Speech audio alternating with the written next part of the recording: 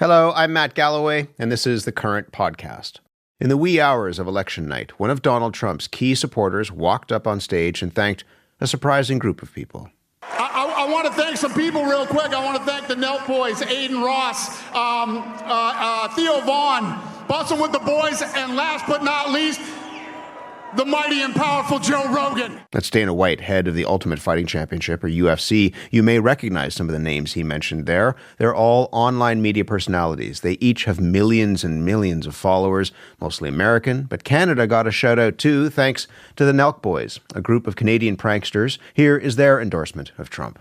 We just met the president of the United States, the leader of the free world. I'm not American, boys. I can't even vote. I'm Canadian. You guys should go out and vote. The election's tomorrow. What ties these different figures together, apart from endorsing Trump, is their pull largely with young men. And one of the big stories coming out of this election is how that group of voters showed up in a big way for the Republicans.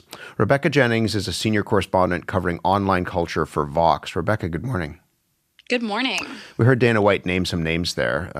When we are talking about these podcasters and influencers who are shaking up the political ecosystem, who are the big players? Yeah, I think they kind of named him, right? It's like Joe Rogan, obviously like the king of this kind of content that appeals to young men who are, just asking questions and are curious about, alternative media. We have Theo Vaughn. He's a podcaster, former reality star, just like kind of a comedian guy. Aiden Ross is, a Twitch streamer. The Nelk boys are these kind of YouTube pranksters. They're very similar to like the Paul brothers, Jake and Logan Paul, who people are probably also familiar with. They're very into like boxing and pranking and these kind of just like outlandish, distasteful videos where they kind of like poke back at mainstream culture. How popular? I mean, Joe Rogan is the most popular podcaster in the world. Beyond that, how popular are these people? I mean, these are all really, really, really recognizable faces to most young people. They are influencers with millions and millions of followers on many different platforms. They are like kind of omnipresent online figures. So yeah, they're very popular. But I think to a lot of people that are not in those same algorithms, like older people or women, you might have no idea who these people are, and because your algorithm looks completely different. What is it that ties them together? Because they're all doing different things, right? Like the material that they are producing, the content they're producing is not the same across the board.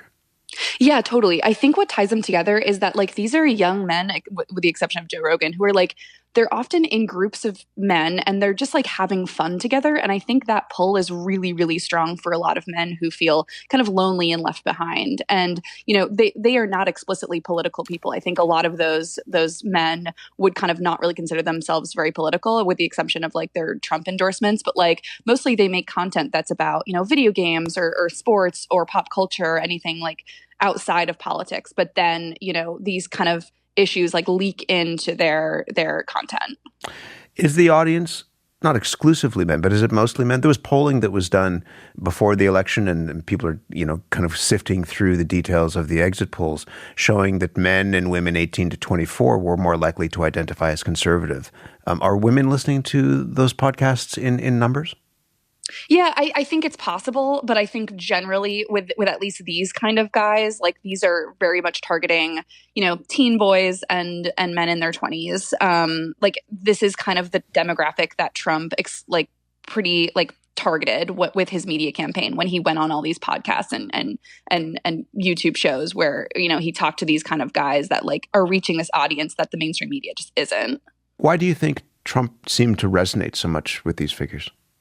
Yeah, I mean, I think they share a lot of the same values. I think influencers in general kind of behave like small business owners who, like, as a group kind of love Trump, because, they're entrepreneurs. And I think they see themselves as like people who, built their platform all on their own. They really look towards these kind of expressions of wealth. They love like, Rolexes and Cybertrucks, and they love like energy drinks. And these are things that like are kind of like conservative coded, at least in this current moment. What do you mean conservative coded? I mean, I think they speak to this like aesthetic of masculinity that's very popular right now. And I think that there's a widening gender gap in terms of voting and in terms of like identifying along the political spectrum. Many of these podcasts and these shows had Donald Trump on over the course of the campaign for interviews. What do you think it is that they give Donald Trump that the mainstream media doesn't?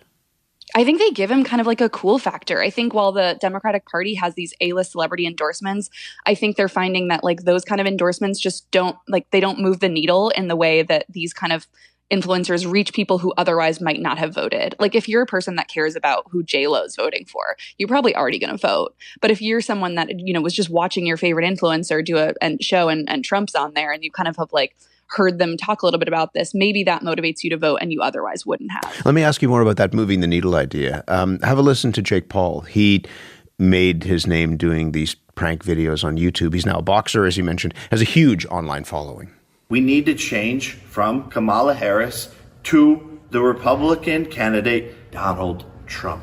Kamala Harris is vice president, currently in the office, and hasn't done anything while she's in office. Basically, no accomplishments. What is your sense? Again, the data is just coming in now, but what is your sense as to how much those endorsements, the appearances by Donald Trump on podcasts like on the Joe Rogan podcast, how much that actually moved the needle? How much that influenced the turnout from young men in this election? Yeah, I think that's kind of the $1 million question. Like all we have right now are exit polls, which aren't super reliable, but like it did show that like more 18 to 29-year-old men voted for Trump, like 49% to 47%. And there was just like a huge gender gap among young people. And I think when we see that young people get most of their information on social media and those groups of people have such different like just algorithms when they look at their phones, I think that's kind of like a downstream effect of like what they're watching on their phones and how they're behaving at the polls. Kamala Harris was on an incredibly popular podcast, Call Her Daddy. Why wasn't that able to move the needle in that same way, do you think?